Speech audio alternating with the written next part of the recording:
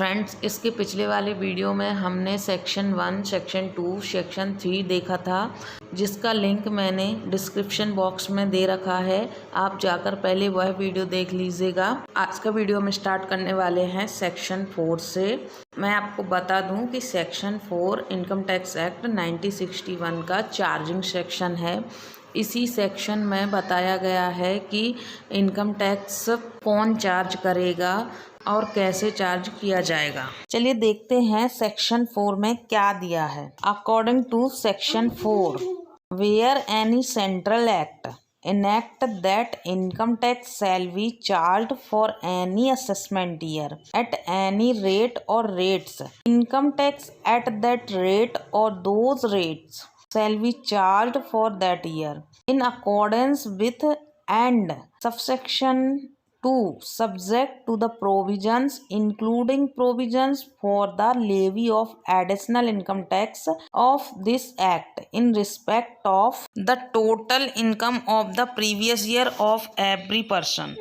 Section 4 के according central government के द्वारा सेंट्रल एक्ट बनाया जाएगा, जिसमें प्रत्येक पर्सन की प्रीवियस ईयर की टोटल इनकम पर इस एक्ट में प्रिस्क्राइब्ड रेट एंड रेट्स से एंड प्रोविजंस के अकॉर्डिंग किसी भी असेसमेंट ईयर के लिए इनकम टैक्स चार्ज किया जाएगा। तो आपको बात समझ में आई क्या कि सेंट्रल गवर्नमेंट को राइट है सेंट्रल एक्ट बनाने का इनकम टैक्स चार्ज करने के लिए, और किस ईयर में वो चार्ज होगा? असेसमेंट ईयर में। असेसमेंट ईयर की डेफिनेशन हमने पहले ही वीडियो में देख ली है, जो कि सेक्शन 2 सबसेक्शन 9 में दी गई है। तो सेंट्रल गवर्नमेंट क्या करेगी? इनकम टैक्स चार्ज करेगी किसी भी असेसमेंट ईयर के लिए प्रिस्क्राइब रेट, जो इनकम टैक्स एक्ट बनाया गया है उसमें पहले से दिए हुए रेट्स पर इनकम टैक्स चार्ज किया जाएगा। किसके according?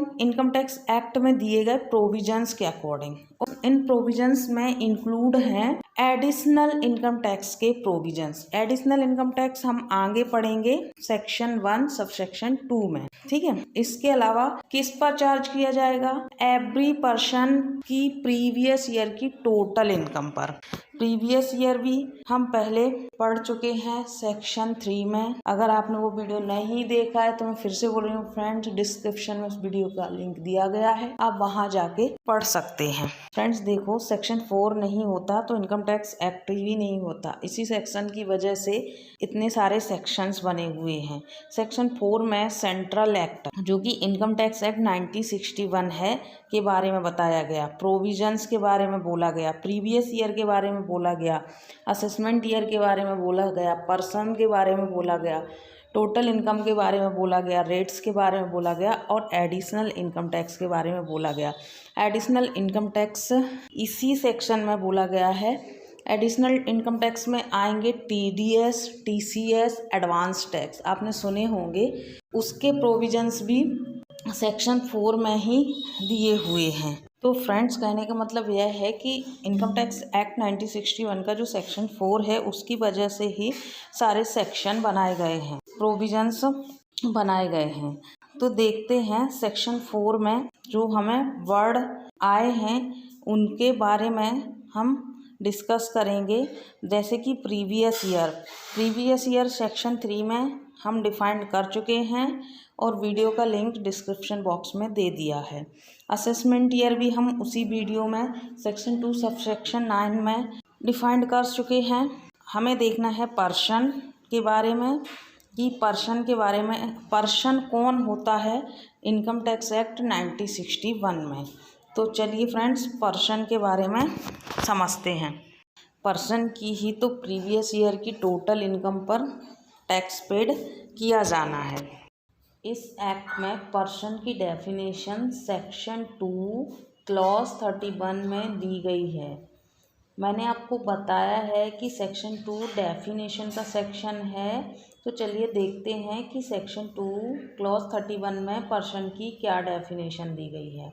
As per section 2 clause 31 of Income Tax Act 1961 requires the term person includes an individual and Hindu undivided family a company, a firm, an association of person और body of individual whether incorporated और not. यहाँ पे बोला गया है कि person में include है इंडिविजुअल यानी कि एक single person, Hindu undivided family. Hindu undivided family ऐसी फैमिली जो सेपरेट नहीं है, मतलब कि हस्बैंड वाइफ एंड उनके बच्चे, और अगर उनकी गर्ल्स चाइल्ड है तो वह अनमैरिड है तब तक उनकी फैमिली का हिस्सा है। अ कंपनी, एक कंपनी, और एक फर्म, पार्टनरशिप फर्म के बारे में बोला गया है, और लिमिटेड लाइबिलिटी पार्टनरशिप फर्म के बारे में भी। एक एसोसिएशन, पर्सन की एसोसिएशन, इंडिविजुअल की बॉडी, चाहे वो इनकॉर्पोरेटेड हो या ना हो। Local authority and artificial judicial person, okay, ये सब पर्सन में इंक्लूड है। For the purpose of the charging income tax, the term person under section 2 clause 31 of income tax include individual, Hindu undivided family, association of person, body of individual, firm, LLPs, companies, local authority and any artificial judicial person. मैं आपको बता दूं, individual means हुआ एक single person, HUF means हुआ एक family जिसमें husband wife और उनके चाइल्ड इंक्लूड हैं। फर्म जिसमें दो से ज़्यादा लोग मिलकर बिजनेस चलाते हैं, उनके बीच कॉन्ट्रैक्ट होता है और वो आपस में प्रॉफिट शेयर करते हैं। कंपनीज, किसी बिजनेस को बड़े रूप पर ले जाओ तो companies. AOP, association of person, body of individual की बॉडी, पर्सन्स की एसोसिएशन, उनको प्रॉफिट हो भी सकता है इसमें और नहीं भी हो सकता है। नॉन प्रॉफिट मेकिंग भी पर्सन में इंक्लूड होंगी। लोकल अथॉरिटी जैसे नगर निगम हुआ, बैंक हुआ, ये सब पर्सन की कैटेगरी में आते हैं। आर्टिफिशियल जुडिशियल पर्सन मीन्स किसी एक ऑर्गेनाइजेशन के लिए या कंपनी के लिए कोई एक पर्सन को लीगली अपॉइंट कर दिया जाता है कि उसके प्रॉफिट को या लॉस को, उसमें जो भी होगा वही मेंटेन करेगा, तो वह भी पर्सन की कैटेगरी में आता है। जैसे कि किसी कंपनी का वाइंडिंग अप हुआ तो वाइंडिंग अप का प्रोसेस बहुत लंबा चलता है, तो उसके लिए कंपनी के शेयर होल्डर्स और असेट्स का जो भी हिसाब किताब है वो रखने के लिए, उसमें चाहे प्रॉफिट हो या लॉस हो, एक लीगल पर्सन अपॉइंट किया जाता है, वो आर्टिफिशियल जुडिशियल पर्सन कहलाता है। तो ये सब पर्सन के डेफिनेशन में इंक्लूड होते हैं। तो फ्रेंड्स, आपको समझ आ गया होगा कि पर्सन की डेफिनेशन क्या दी गई है इस एक्ट के अंदर, जो कि सेक्शन 2 क्लॉज 31 में दी गई है। और इसको अच्छे से हम, जैसे कि HUF को, फर्म को, कंपनी को, इनको हम आगे और भी अच्छे से समझेंगे। अभी आपको बस इतना समझना ज़रूरी है कि पर्सन में ये इंक्लूड हैं कौन कौन। Individual, HUF, firm, company, LLP, AOP, BOI, local authority, artificial judicial person, ये पर्सन की कैटेगरी में आते हैं।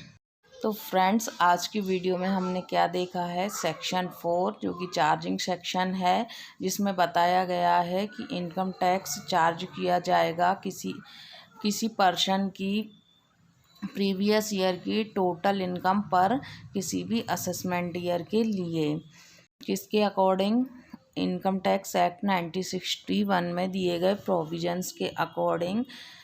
इन प्रोविजंस में इंक्लूड हैं एडिशनल इनकम टैक्स, जैसे कि TDS, TCS, एडवांस टैक्स। इसके बाद हमने इसमें पर्सन की डेफिनेशन देखी, जो कि सेक्शन 2 क्लॉज 31 में दी गई है। पर्सन में इंक्लूड है individual, HUF, firm, company, LLP, BOI, AOP, local authority, artificial judicial person. Okay friends, अब नेक्स्ट वीडियो में मिलेंगे, तब तक के लिए बाय।